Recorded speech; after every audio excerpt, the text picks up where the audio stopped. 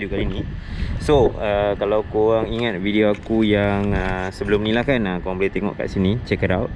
Aku ada menceritakan sedikit sebanyak pasal spek motosikal Modenas Z250 dan juga motosikal Modenas Ninja 250 250 ABS dan non ABS lah. Basically ketiga-tiga trio motosikal ni yang dilancarkan pada 28 hari bulan Julai 2022 lah.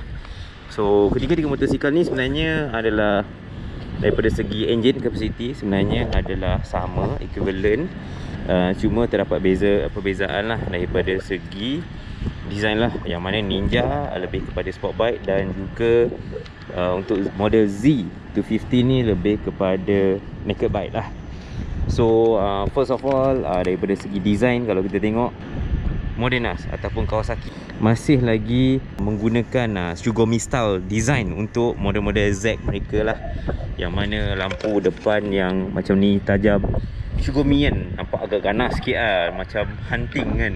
So dia masih mengekalkan lagi ciri-ciri ni. Of course tak ada fairing. Untuk bahagian belakang motosikal ni dan juga Z Ninja Z250 dan juga Ninja, dia memang sama. Dia punya bahagian tengah dan ke belakang ni lah. So yang ni dia macam kelihatan terinspirasi daripada design Kawasaki H2 kan. Kalau korang tengok kan, daripada dia punya split seating, dia punya design tu lah. Basically bahagian untuk bahagian belakang ni lah. So apa yang korang akan dapat lah kalau dengan membeli motosikal yang ni lah. Daripada segi meter, meter dia diinspirasikan daripada Z650, Kawasaki Z650. Label dia disebabkan perjanjian dia orang, agreement antara Kawasaki dan Modenas.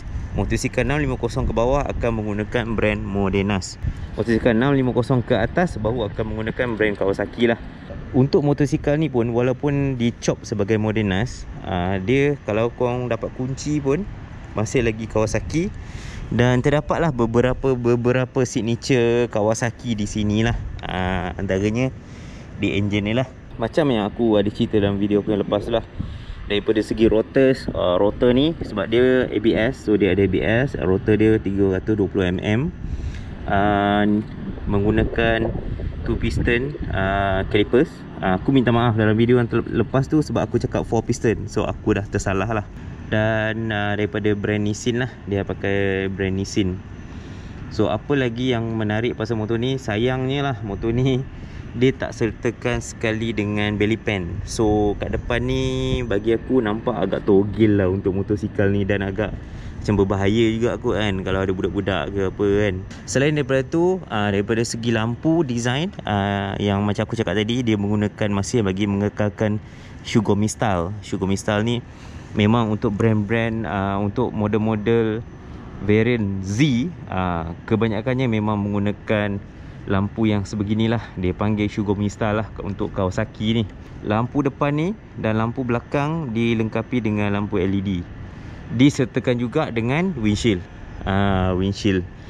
Tapi untuk signal, dia masih memberi lagi lampu halogen lah. Halogen. Kita kembali ke bahagian tank ni. Bahagian tank, aku rasa dia punya design untuk tank ni memang kemas.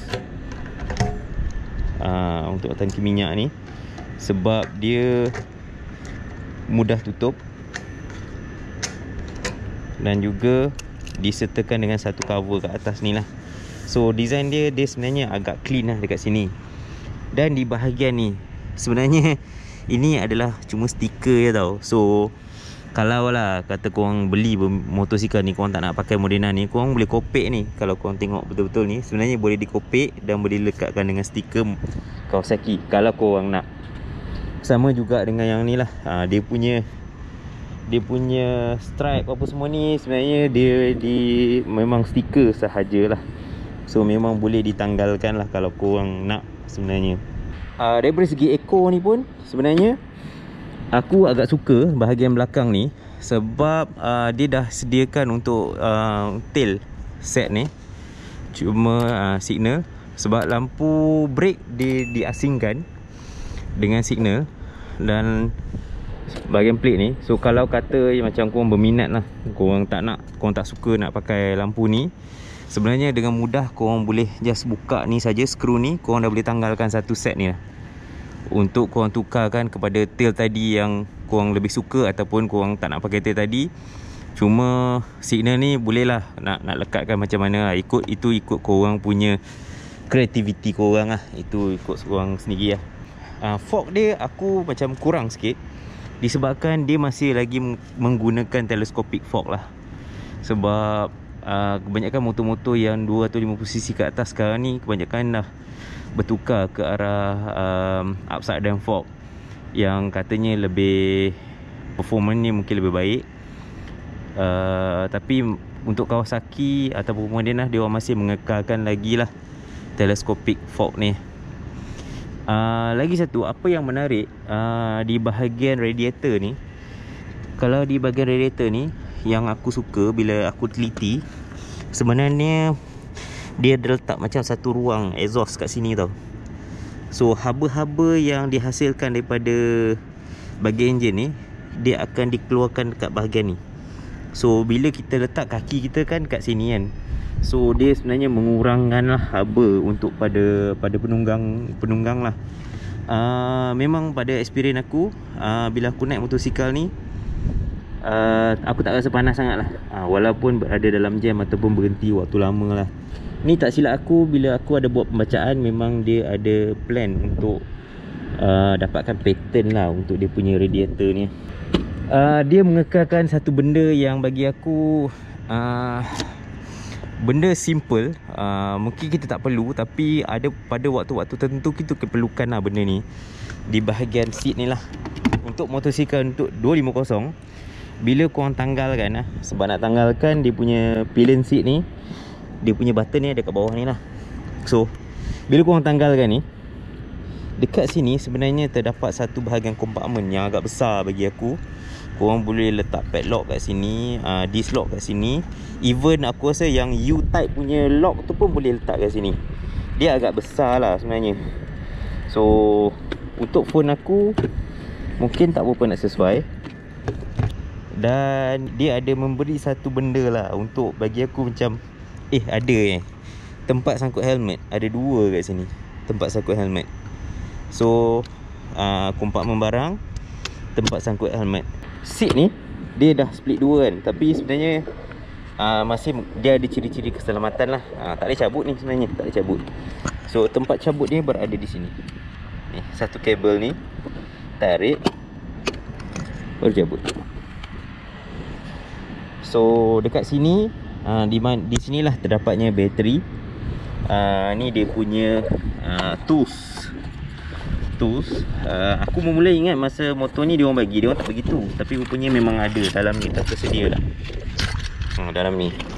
So untuk bateri dan tools sebenarnya masih lagi mudah untuk kita keluarkan lah.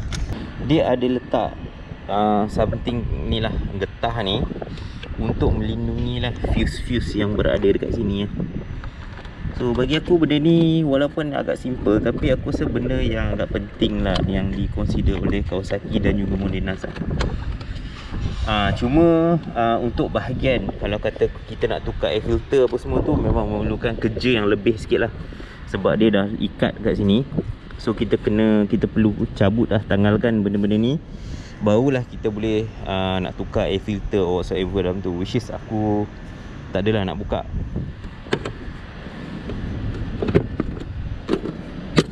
Nak pasang dia pun senang. Okay, so basically untuk dia punya rotors ni, dia menggunakan semi floating rotors lah. Dia standard lah. Aku tak sure benda ni sama ada lebih baik, atau aku tahu kalau kata pakai yang floating punya rotors ataupun disc ni memang lebih baik lah. Cengkaman brake apa semua, performance brake semua lebih baik. Tapi untuk semi ni aku tak tahu how far dia punya performance dia lah. Disebabkan ketogelan dia kat bawah ni kan, so kita boleh tengok lah, dia punya oil filter pun memang ada kat sini je. So boleh buka terus cabut je. Memang agak mudah lah. Monoshock kat belakang ni adalah adjustable, boleh adjust preload. Untuk standard kilang dia akan bagi 3 lah, yang medium, yang tengah-tengah. So kalau kata korang nak tinggikan motor, nak keraskan korang punya suspension ni, korang boleh naikkan lagi sampai 5 lah. Aku rasa ada penambahan lah, penambahan dalam antara 10mm macam tu. Mungkin motor korang daripada seat height dia mungkin daripada 795 boleh naik lah ke 805mm lah. So lebih tinggi sikit lah. Cuma dia punya sistem ni aku tengok dah macam MX atau motocross punya design lah. Sebab dia punya shocks ni dia sambung kat bawah ni tu. So nice. Okay lah kot. Aku pun tak sure macam mana, how good it is lah. So mantap tak mantap geng. Dia bagi kat korang untuk harga motor yang dalam 19,500, dia bagi rem Engkai geng. Engkai D2. Mantap tak? Aku perasan. Cuma disebabkan dia punya design yang macam ni kan, aku rasa untuk mencuci motosikal ni memang perlu berhati-hati lah. Ada beberapa perkara, especially di bahagian yang ni, ada bahagian-bahagian terbuka ni kan.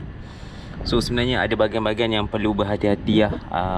Diharap kalau kata siapa korang lepas nak cuci, memang korang kena pesan lah dekat kedai motor cuci tu untuk jangan tembak air yang terlalu kuat lah. Sebab banyak agak kawasan-kawasan yang terbuka lah. So aku rasa berbahaya lah. Memang kena cover lah. Ataupun tembakkan air tu kena slow sikit lah. So apa, tak ada apa sangat lah. Biasa je, motor naked je. Sama ke macam motor lain? Sama je. Tak payah nak ni sangat lah.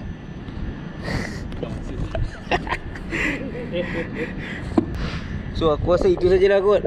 Secara kita punya walk around untuk motosikal ni. Nanti ada masa aku akan cuba buat walk around untuk dia punya kembar dia pula lah, Ninja 250 pula. Tengok macam mana, apa perbezaan dia dengan motosikal ni lah. Perbezaan lebih detail. Sebab untuk spek-spek dia sebenarnya aku dah banyak cerita dah dalam video aku yang sebelum ni. So tak banyak sangat lah yang boleh kita kupaskan kan. Terima kasih geng. Thank you for watching, like and subscribe. Aku ucapkan terima kasih. Assalamualaikum.